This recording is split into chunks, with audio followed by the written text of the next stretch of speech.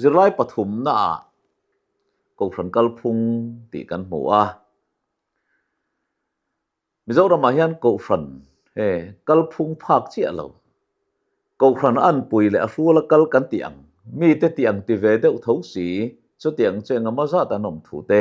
tin khovel huwa pa phe chan khatiang khatam ta kan nom thu zirlai bo ziak tu hian bultran na ron panga tin chung ba ka chuan khovel lo dang lama kan ti dan phung te lo dang lama ko phran pon lama ni si ni ma selangin ming moi tak tak kanin phua thil ti ho na biakin kan tiang pa ngai de uvet ti chung sia pon lama in thil ti khom na hi atam ta maya chung anga kanin man na ko frana in man tang kai le thei mang si lo ko fran si nga tel tui mang si lo nema sela pon lama va phur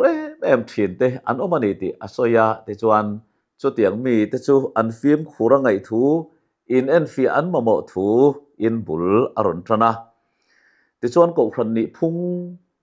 pathum in pum khatna thiang hlim na le huap zo ni na te aron tar langa ten chung ba ka chuan apostle te thurina in ngat ani te aron tar lang bokani ko phran te hi ti dan in anwang ringota in pum khat ne lovin kan in pum khat na siam tu chu Isu a Krista lu a kan nei na hi kan in pum khat na siam tu ni se ti hi kan zirlai bo siam tu hian aron tar langa ko phran in kai suai na chuan thiang hlim na lam hoi bok tur ani ko phran ni phung ani ko phran in kai suai na chuan nun thiang hlim na lam ma zir ti ranga te chuan chu member te po chu ko phran na ma wang chuan an lo thiang hlim anga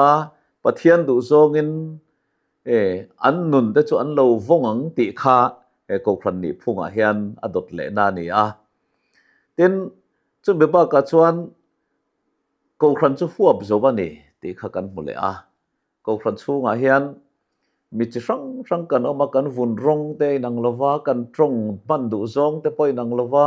kan thiam zong lai nang lova thuk te poi nang lova tin kan pian zia te kan hau sak dan te kan re thei dan te ai nang lova ko phran chu huap zo ba ni tur ani mi zong an leng tur ani a mi zong in inang khatin chan vo ban nei anga in thiam na reng om lo tur ani ti kha kan mu a tin ko phran chu tir ko te le zol nei te lung phuma in ngat lat ni tur ani ti hi kan mu boka tu te ngai da ne mo tu te thlir da ne mo atanga lo in hor khom kan ko phran ina ati dan ang ti ve deuh tho si khang ang chi ho kha Mizoram apo hian an lo om teu to an tlo hlei lova khatiang kha an din mon ani ti chuan ko phran kal phung lang sar zual som aron tar langa ko phran kal phung kan an ti hian ko phran kal phung chu hetiang he ni ti in som aron tar langa ko phran chuan pathian thuwa in khatin mi te chu an nuna man tang kai tir atum tur ani pathian thu a in ngat tlatin rin dan a cheranga chu mi mal nuna man tang kai tir atumanga pathian fak na hun ani tur ani ko phran chu aron ti le a chu pathian fak le choi moi na hun ani don chuan ko phran chuan pathian fak le choi moi na pan ruwa te po angai venanga pathian fak le choi moi na pan ruwa po changtlung taka nei atul ani ti te ron tar langa tin pathian tri anun thiang hlim taka von na ko phrana chuan ani tur ani chu tiang ang chu ko phranin kai suai na po nun thiang hlim ngai poimo na alang tel tur ani ti te aron tar langa ren na vong chunga thil tha ti tura pen chuak tura in zir tira tul thu te aron tar langa mishing in lungrual na mai ni loven ko phran in zir tir na chu chuan mi ati lungrual anga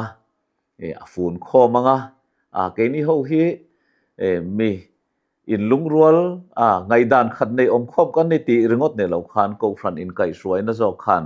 kan ngai dan na ron fun khomanga chu tiang chu ani tur ani tiani tin member tin te pan tang kai tum tur ani chu tiang ani theina tur tan chuan ko phran member tin te theina te hai chua anga ya ti te kha ani tel boka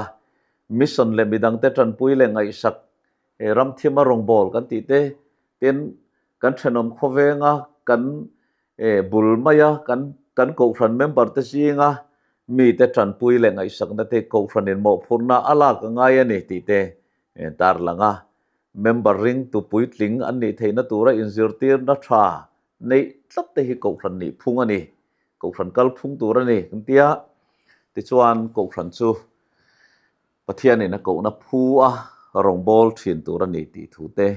tar lan ani bokani